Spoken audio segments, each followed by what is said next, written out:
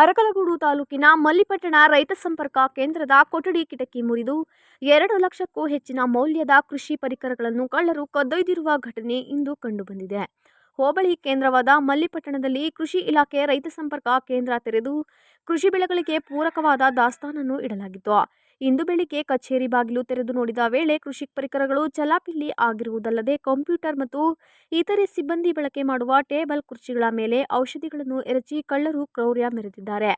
ವರದಾ ಸಂಸ್ಥೆಯ 3305 ನಂಬರಿನ ಬಿತ್ತನೆಯ ಮುಸುಕಿನ ಜೋಳದ ಒಟ್ಟು 775 ಕೆಜಿ ತೂಕವುಳ್ಳ ಚೀಲ, ಇನ್ವ್ಯಾಕ್ಸಿಲ್ ಬೆಂಚ್ 50 ಕೆಜಿ ತೂಕದ ಬಾಕ್ಸ್, ಸಸ್ಯ ಸಂರಕ್ಷಣಾ ಔಷಧಿ 18 ಕೆಜಿ ಇವುಗಳನ್ನು ಕದ್ದೊಯ್ದಿದ್ದಾರೆ.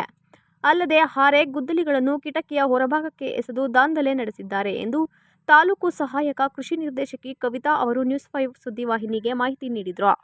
ರೈತರಿಗೆ ವಿತರಿಸಬೇಕಾಗಿರುವ ಬಿತ್ತನೆ ಬೀಜಗಳಾದ ಭತ್ತ, ಮುಸುಕಿನ ಜೋಳ, ದ್ವಿದಳ ಧಾನ್ಯ, ಹಾರೆ, ಗುದ್ದಲಿ ಹಾಗೂ ಇತರೆ ಎಲೆಕ್ಟ್ರಾನಿಕ್ ವಸ್ತುಗಳನ್ನು ಕಳ್ಳರು ಕಳವು ಮಾಡಿಲ್ಲ. ಆದರೆ ಅವುಗಳ ಮೇಲೆ ಕಳ್ಳರು ಔಷಧಗಳನ್ನು ಎರಚಿ ಹಾನಿಗೊಳಿಸಿದ್ದಾರೆ.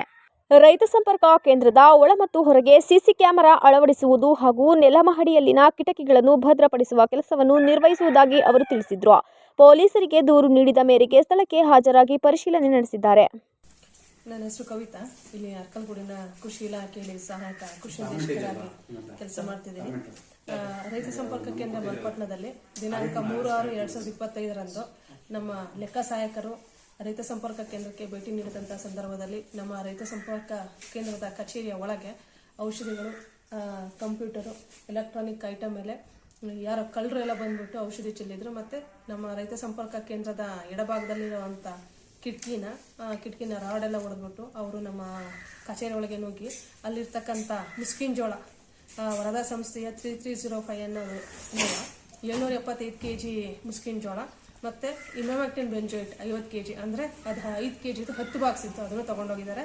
ಮತ್ತು ಇಮಿಡಾಕ್ಲೋಪಿಡ್ ಅಂತ ಸಸ್ಯ ಸಂರಕ್ಷಣಾ ಔಷಧಿ 18 ಕೆಜಿ 3 ಬಾಕ್ಸು, ಈ ಮುಸ್ಕಿನ್ ಜೋಳ ಮತ್ತು ಸಸ್ಯ ಸಂರಕ್ಷಣಾ ಔಷಧಿಗಳನ್ನ ಕಳುವು ಮಾಡಿಕೊಂಡು ಹೋಗಿದ್ದಾರೆ. ಅದಾದ ನಂತರ ಕೆಲವೊಂದು ವಸ್ತುಗಳನ್ನು ಸಹ ಆಚೆ ಹಾರೆ, ಗುದ್ಲಿ ಈ ಥರದನ್ನೆಲ್ಲ ನಮ್ಮ ರೈತ ಸಂಪರ್ಕ ಕೇಂದ್ರದ ಆವರಣದಿಂದ ಆಚೆ ಹಾಕ್ಬಿಟ್ಟು ಹೋಗಿದ್ದಾರೆ. ಇದರಿಂದ ಸುಮಾರು ನಮಗೆ ಅಂದಾಜು 2 ಲಕ್ಷದ ಹತ್ತಿರ ಮೊತ್ತದ ರೈತರು ಕಳುವು ಮಾಡಿದ್ದಾರೆ ಕೃಷಿ ಪರಿಕರನ ಎಂದು ಈ ಸಂದರ್ಭದಲ್ಲಿ ತಿಳಿಸೋಕ್ಕೆ ಇಷ್ಟಪಡ್ತೀನಿ.